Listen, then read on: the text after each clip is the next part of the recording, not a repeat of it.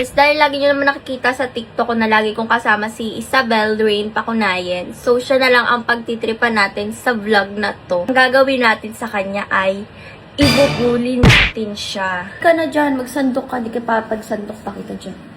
Uy, di ka magsasungay ito eh.